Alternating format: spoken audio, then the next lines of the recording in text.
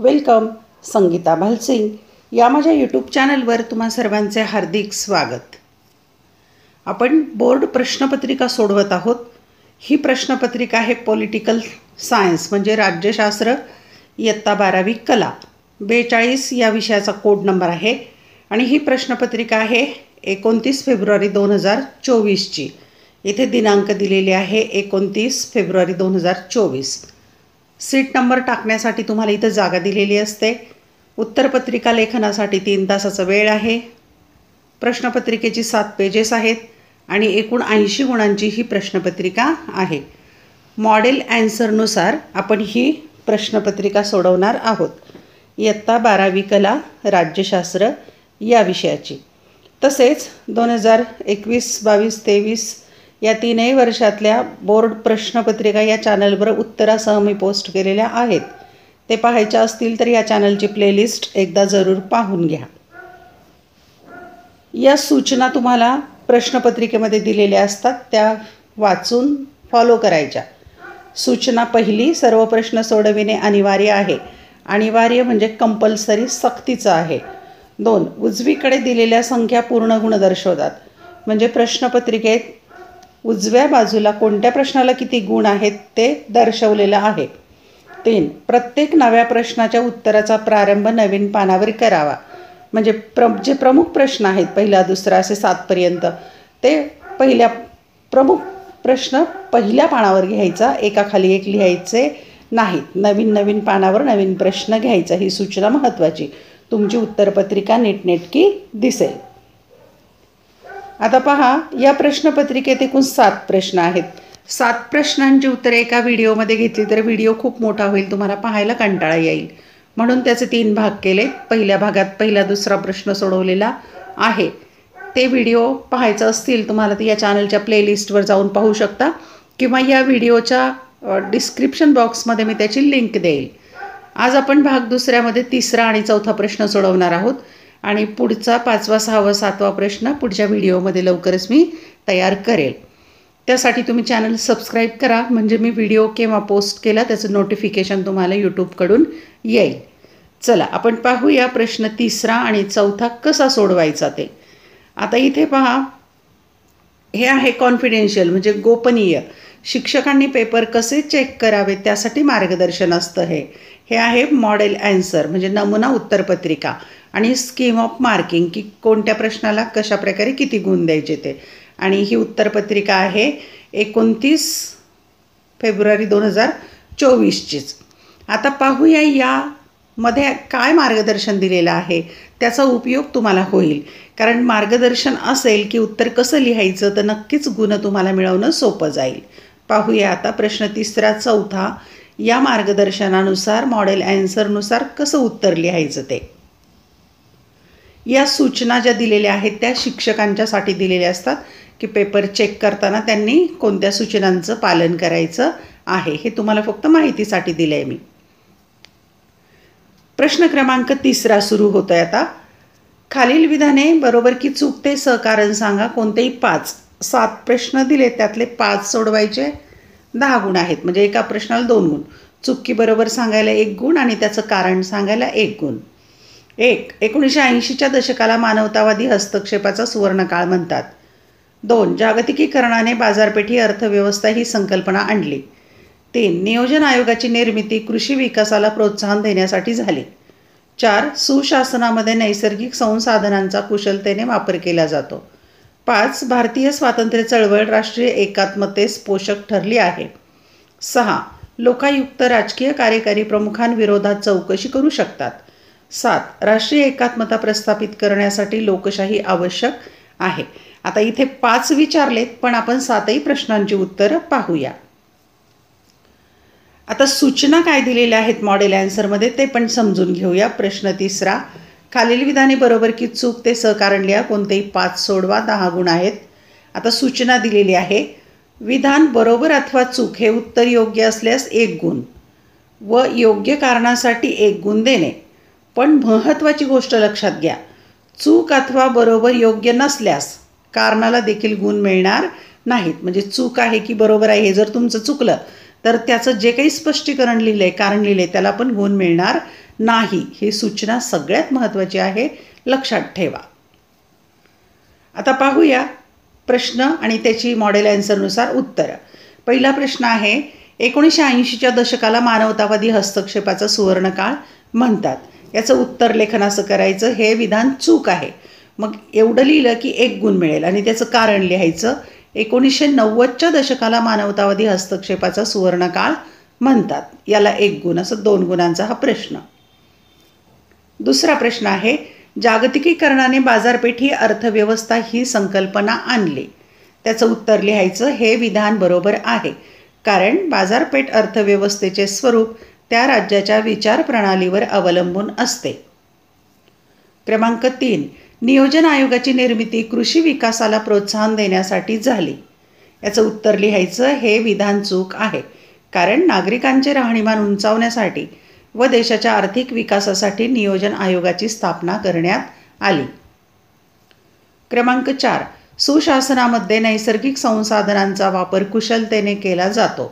उत्तर, हे विधान बरोबर आहे, कारण सुशासनात समाविष्ट परिणामकारकता आणि कार्यक्षमता या तत्वात ही कृती समाविष्ट आहे. 5, भारतीय स्वातंत्र्य चळवळ राष्ट्रीय एकात्मतेस पोषक ठरली आहे.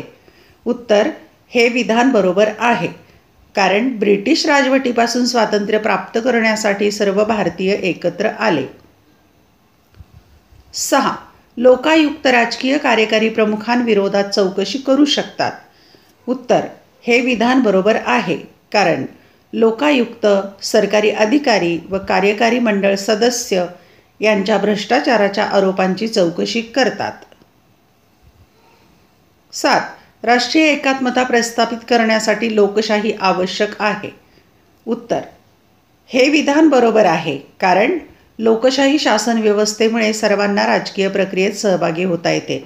आणि यात इतरही संबंधित मुद्दे तुम्ही या 7ही विधानामध्ये लिहू शकता. उत्तराचा स्क्रीनशॉट काढून घ्या किंवा लिहून घ्या. प्रश्न क्रमांक 4 सुरू होतोय. खालील विधानांचा सहसंबंध स्पष्ट करा. कोणतेही 3, 5 विचारलेत, 3च सोडवायचे आहेत आणि 9 गुण, म्हणजे एका प्रश्नाला 3 गुण. 1, आर्थिक हितसंबंध आणि व्यापारी गट. 2, भारत आणि आफ्रिका. 3, सुशासन आणि प्रशासन. 4, गॅट आणि जागतिक व्यापार संघटना. 5, जागतिकीकरण आणि संस्कृती. आता मॉडेल ॲन्सरमध्ये याचं मार्गदर्शन काय आहे ते आपण पाहूया. हे आहे मॉडेल ॲन्सर. प्रश्न 4, खालील विधानांचा सहसंबंध स्पष्ट करा. कोणतेही 3, 9 गुण आहेत. आणि इथे सूचना दिली, प्रत्येक योग्य मुद्द्याला 1 गुण देणे. आता पहिल्या याच्यामध्ये काय काय अपेक्षित आहे, तर अर्थ, सहसंबंध, स्थापना, उदाहरणे, व्यापारविषयक करार. दुसऱ्या प्रश्नांच्यामध्ये काय आवश्यक आहे, तर वंशवादी भेदभावाला विरोध. 1990 नंतर बदललेली जागतिक अर्थव्यवस्था किंवा व्यवस्था. हिंदी महासागरातील सुरक्षा. आणि औद्योगिक संबंध. या मुद्द्यांचं विवेचन त्यात आलं पाहिजे. तिसऱ्या प्रश्नामध्ये काय उत्तर अपेक्षित आहे, तर अर्थ, सुशासन आणि प्रशासनाचा. नंतर सहसंबंध, तात्काळ निर्णय प्रक्रिया, पारदर्शक प्रशासन. घनिष्ठ संबंध. आणि उदाहरणे, पॅन कार्ड, आधार कार्ड, पासपोर्ट इत्यादी ऑनलाईन अर्ज करता येतात आणि इतर संबंधित मुद्दे लिहायचे. चौथ्या प्रश्नाच्या उत्तरामध्ये अर्थ, जागतिक व्यापारात संतुलन. सहसंबंध, गॅट कराराचे पुढचे पाऊल, WTO. आणि उद्दिष्टे, आंतरराष्ट्रीय व्यापारावर नियंत्रण. 5व्या प्रश्नाच्या उत्तरामध्ये जागतिकीकरणाचा अर्थ, जागतिकीकरण संस्कृतीचा वाहक. सहसंबंध, व्यक्तिवाद व भौतिकवाद वाढीस लागला, पारंपरिक मूल्यांचा ऱ्हास. आणि उदाहरणे, सण साजरे करण्याच्या पद्धतीत बदल. आता आपण या मॉडेल ॲन्सरनुसार उत्तर पाहूया. पहिलं आहे सहसंबंध, आर्थिक हितसंबंध आणि व्यापारी गट. उत्तर 1, शीतयुद्धोत्तर काळात आपले आर्थिक हितसंबंध जोपासण्यासाठी जगातील राष्ट्रे प्रयत्नशील होती. 2, आपले आर्थिक हितसंबंध जोपासण्यासाठी त्यांनी प्रादेशिक स्तरावर व्यापारी गटांची स्थापना केली. 3, त्यासाठी त्यांनी व्यापारविषयक विशेष करार केले. त्याद्वारा आयातीवरील कर कमी केले, आयात प्रमाणावरील मर्यादा कमी केल्या. 4, आग्नेय आशियातील देशांनी एशियन, दक्षिण आशियातील देशांनी सार्क आणि युरोपीय देशांनी युरोपियन कॉमन मार्केट आणि त्यानंतर युरोपियन युनियन असे व्यापारी गट स्थापन केले. दुसरा आहे सहसंबंध स्पष्ट करा. भारत आणि आफ्रिका. उत्तर. 1. पूर्व आणि दक्षिण आफ्रिका देशात मिळून भारतीय वंशाचे सुमारे 2 कोटी लोक राहतात. वंशभेदाच्या धोरणाविरुद्ध गांधीजींनी दक्षिण आफ्रिकेत सत्याग्रह केला. 2. भारताने आफ्रिका खंडातील वसाहतवाद विरोधी राष्ट्रीय स्वातंत्र्याच्या आंदोलनास सातत्याने पाठिंबा दिला आहे. 3. आफ्रिका खंडातील खनिज तेल आणि अन्य व्यवसायात भारतीय उद्योजकांनी भांडवली गुंतवणूक केली आहे. 3 डबल आलेला आहे. आफ्रिका खंडातील खनिज तेल आणि अन्य व्यवसायात भारतीय उद्योजकांनी भांडवली गुंतवणूक केली आहे. 4. हरारे येथील अलिप्ततावादी संघटनेच्या शिखर परिषदेत आफ्रिकन देशांसाठी आफ्रिका फंड उभारण्यात भारताने पुढाकार घेतला होता.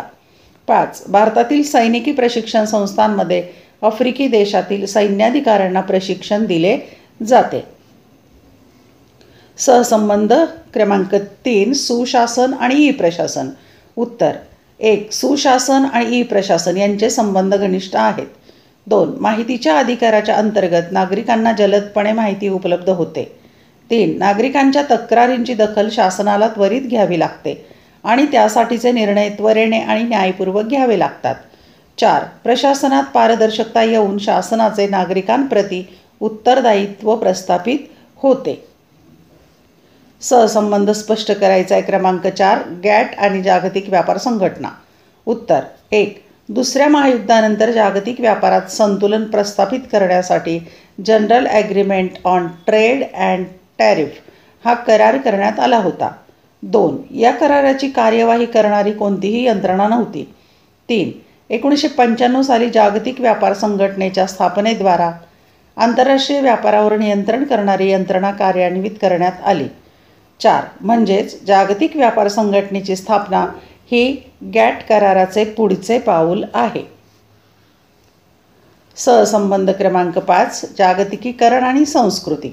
उत्तर. 1. जागतिकीकरण हे संस्कृतीचे वाहक आहे. 2. समाजात व्यक्तिवाद व भौतिकवाद वाढला आहे.